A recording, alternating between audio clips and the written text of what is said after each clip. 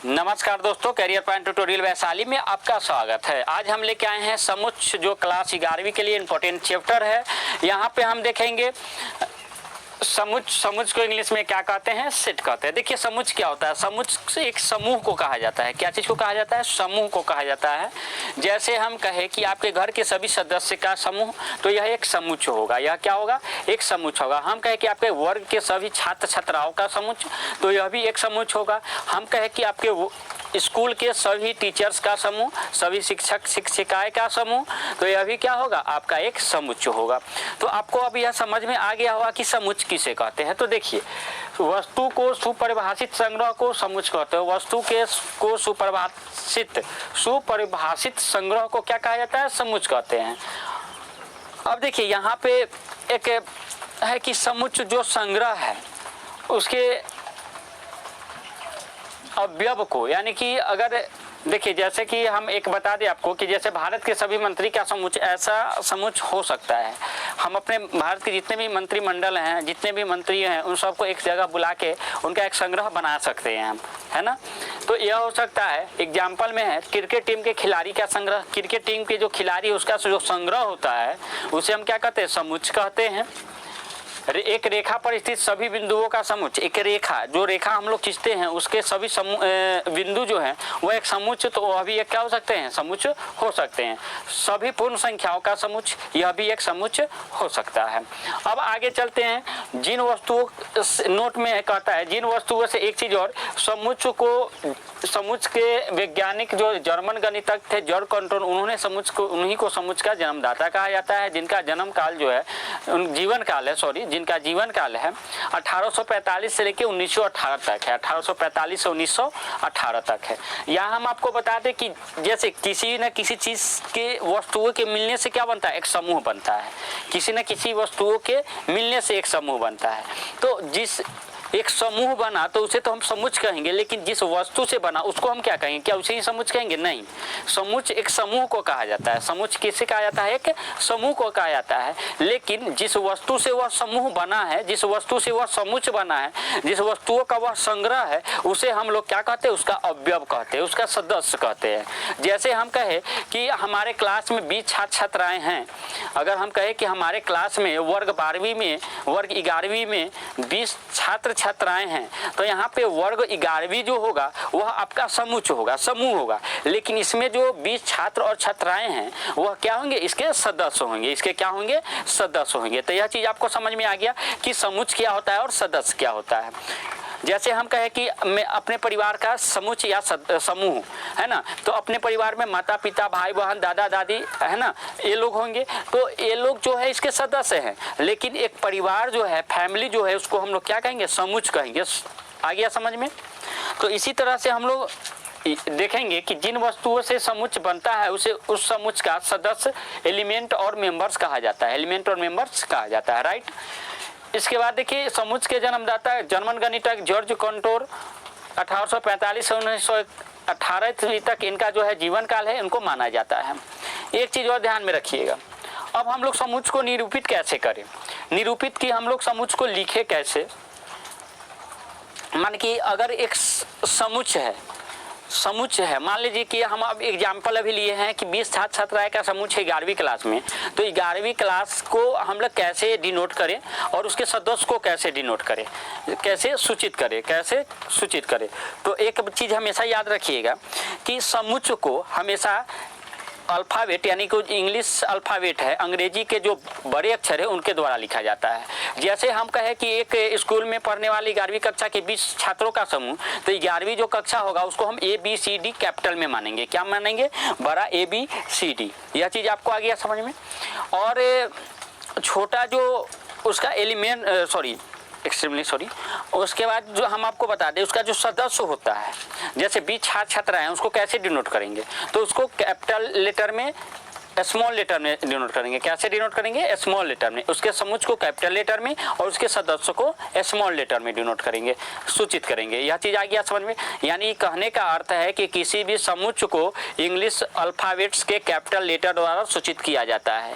किसी भी समुच्चय को अंग्रेजी वर्णमाला के बड़े अक्षरों द्वारा सूचित किया जाता है और किसी भी समुच्चय के सदस्य को इंग्लिश अल्फाबेट के स्मॉल लेटर द्वारा सूचित किया जाता है, डिनोट किया जाता है। या कह सकते हैं किसी भी समुच्चय के अवयव को या सदस्य को अंग्रेजी वर्णमाला के छोटे अक्षरों द्वारा सूचित किया जाता है। तो ये चीज आपको आ गया समझ में। चलिए आगे बढ़ते हैं। तो वही लिखा हुआ है कि समुच्चय को साधारण अंग्रेजी वर्णमाला के बड़े अक्षरों कैपिटल लेटर द्वारा तथा इसके अवयवों को अंग्रेजी वर्णमाला के छोटे अक्षरों स्मॉल लेटर्स ABCD XYZ द्वारा निरूपित किया जाता है। यह चीज आपको आ गया समझ में। नेक्स्ट चलिए, अब कहता है चिन्ह दे दिया गया है। 2 चिन्ह हम आपको यहाँ दिखा रहे हैं। इसका अर्थ बहुत इंपॉर्टेंट है आपके सेट के लिए। देखिए यहाँ पे यह इसको हम लोग एप्सिलॉन कहते हैं। क्या कहते हैं? एप्सिलॉन कहते हैं। यह एक ग्रीक अक्षर है, इसको याद रखिएगा। यह एक कहाँ का अक्षर है? ग्रीक का अक्षर है। इसका अर्थ है अवयव है या सदस्य है। इसका अर्थ क्या है? अवयव है या सदस्य है। हम लोग कहते हैं ना कि आप इस घर के सदस्य हैं, आप इस घर के सदस्य हैं, तो उसको इंडिकेट, इसको डिनोट करने के लिए लिखित रूप में कैसे डिनोट करेंगे? तो इस चिन्ह का हम लोग क्या करेंगे? प्रयोग करेंगे। यह चीज आगे आपको समझ में। नेक्स्ट चलते हैं। और इसका मतलब क्या है? देखिए इसके पहले भी हम जब हम आपको टेंथ का एक वीडियो डाले थे उसमें हम आपका चिन्ह का जिक्र किए हैं। 10th का जो आपका वीडियो है उसमें हम जिक्र किए हैं, सब जो चिन्ह है उसका जिक्र किए हैं। इसका मतलब होता है, इसका जो मतलब होता है, एक इसका मतलब है कि अवयव है, इसको काट दिया यानी कि वह घर का सदस्य नहीं है, वह घर का अवयव नहीं है। आ गया समझ में यह बात। चलिए इसको पढ़ते क्या है कि अवयव नहीं है या सदस्य नहीं, इज नॉट एन एलिमेंट्स, और इसको हम लोग पढ़ते हैं इज एन एलिमेंट्स। राइट, यहाँ पर कोई आपको प्रॉब्लम नहीं होनी चाहिए। आगे देखते हैं हम। इसको पढ़ने का तरीका है, एक समुच्चय ए का अवयव है या सदस्य, अवयव या सदस्य नहीं है। देखिए अब एक चीज यहाँ पे देखिएगा, यहाँ पे देखिएगा एक्स एलिमेंट्स है ए का, यानी कि इसका अर्थ क्या है कि एक्स सदस्य है ए का, यानी एक्स एक अवयव है। जैसे हम कहें कि राम जो है सदस्य है एक घर का, है ना। एक घर है जिसका नाम है ए, वो उसका क्या है? सदस्य है। और इसका मतलब है अगर इसको काट दे तो इसका मतलब है कि वो ए घर का सदस्य नहीं है। जो राम है यह घर ए का सदस्य नहीं है। तो आपको आ गया समझ में कि चिन्ह का मतलब क्या होता है। नेक्स्ट चलते हैं, नेक्स्ट देखते हैं। नेक्स्ट हम लोग देखते हैं कि समुच्चय को लिखने की विधि। अब देखिए समुच्चय को लिखने की कितनी विधि है? तो देखिए समुच्चय को लिखने की 2 विधि है। समुच्चय को लिखने की मुख्यतः 2 विधि हैं। कौन कौन है? तो पहला है सारणी विधि, या इसी को कहते हैं सूचीबद्ध विधि, या इसी को कहते हैं तालिका विधि। यह तीनों विधि का नाम है, माने कि है एक ही तरह का लेकिन उसका नाम अलग अलग है। जैसे हर आदमी का नाम 2-4 होता है उसी तरह इसका भी नाम 2-4 है। यह चीज आपको आ गया समझ में। इसको इंग्लिश में टेबुलर मेथड और रोस्टर मेथड कहते हैं। क्या कहते हैं? टेबुलर मेथड और रोस्टर मेथड। आ गया। दूसरा में क्या है? गुण प्रकटीकरण विधि, गुण प्रकटीकरण या प्रतीकात्मक विधि या समुच्चय निर्माण विधि। आपके एनसीईआरटी क्वेश्चन जब मिलेंगे वहां पे यह दिया गया जाएगा कि इसको समुच्चय निर्माण विधि में व्यक्त करें, समुच्चय निर्माण विधि में लिखे। तो यहाँ पे हम लोग चलेंगे, इसको इंग्लिश में कहते हैं सेट बिल्डर मेथड और रूल मेथड और सिंबॉलिक मेथड। क्या कहते हैं? सिंबॉलिक मेथड कहते हैं।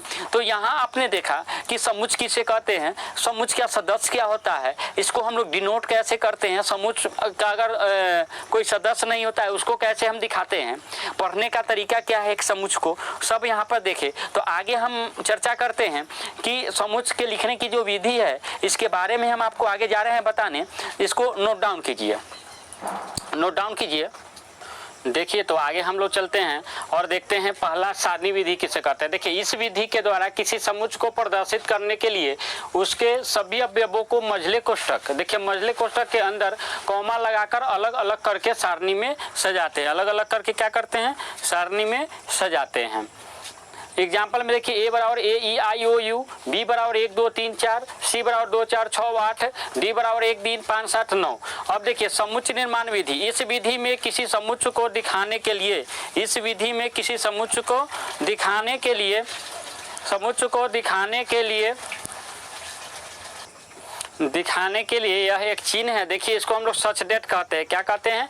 सच डेट के चिन्ह द्वारा शब्दों में लिखा जाता है। जैसे ए बराबर हो गया एक्स सच डेट, एक्स अंग्रेजी वर्णमाला का स्वर अक्षर है। क्या है? स्वर अक्षर है, ये अक्षर है, स्वर अक्षर है। अब देखिए बी बराबर Y dash Y such that Y प्राकृत संख्या है। सी बराबर क्या हो जाएगा? जेड सच डेट जेड सम प्राकृत संख्या है। देखिए यह क्या है? सम प्राकृत संख्या। तो इसी को यानी कि एक को हम लोग कह सकते हैं कि शब्द में लिखना और एक को अंक में लिखना। यह दो विधि है, यह हमारे पास यह दो विधि है जिसके द्वारा हम समुच्चय को दर्शा सकते हैं, समुच्चय को लिख सकते हैं। तो इस तरह से आपको यह समझ में आ गया। नोट देखते हैं, सभी समुच्चय को दोनों विधि द्वारा लिखना संभव नहीं है, सभी समुच्चय को दोनों विधि द्वारा लिखना संभव नहीं है। जैसे देखिए टी बराबर हो गया मदन मोहन सोहन रोहन को समुच्चय निर्माण विधि, यानी कि इसको हम लोग इस विधि में नहीं लिख सकते हैं, इस विधि में क्या कर सकते हैं? नहीं लिख सकते हैं। यहाँ आगे आपको समझ में। और देखिए एस बराबर एक्स सिर का एक बाल है, इसे सारणी विधि द्वारा लिखना संभव नहीं, इसको इस सारणी विधि द्वारा लिखना संभव नहीं है। तो यह चीज आपको आ गया समझ में। नेक्स्ट चलते हैं, किसी भी समुच्चय में एक अवयव एक ही बार लिखाता है। यह बहुत इंपॉर्टेंट है आपके लिए कि किसी भी समुच्चय में एक अवयव को एक ही बार लिखते हैं, इसको दोबारा नहीं लिखते हैं। जैसे में देखिए ए बराबर 1 1 2 2 3 3 4 4 4, तो यह सब लिखना गलत है, यह सब लिखना क्या है? गलत है। इसका सही रूप क्या है? तो ए बराबर 1 2 3 4, ए बराबर क्या हो जाएगा? 1 2 3 4। तो इससे यह स्पष्ट हो गया कि किसी भी समुच्चय में एक अवयव को एक ही बार लिखा जाता है। एक अवयव को कितनी बार लिखा जाता है? एक ही बार लिखा जाता है। आगे आपको समझ में। अब देखिए अब हम आगे क्या देखेंगे? अब हम आगे देखेंगे कि एक समुच्चय को जैसे सम संख्या का समुच्चय है तो उसको हम क्या चीज़ से डिनोट करेंगे, यानी किसी भी संख्या को हम लोग डिनोट कैसे करेंगे, यह चीज़ हम आगे आपको बताएंगे। आगे आपके कुछ और क्वेश्चंस होंगे। तो आज के लिए इतना ही। सबसे पहले आप इसको नोट डाउन करके बढ़िया से इसको क्लियर करके आइए, फिर हम नेक्स्ट वीडियो में हम आपको आगे पढ़ाएंगे। नोट डाउन कीजिए इसको। देखिए यदि यह आपको वीडियो अच्छी लग रही होगी तो आप इसे लाइक जरूर कर दें, सब्सक्राइब करें और इस चैनल को शेयर करना न भूलें। तो आज के लिए इतना ही।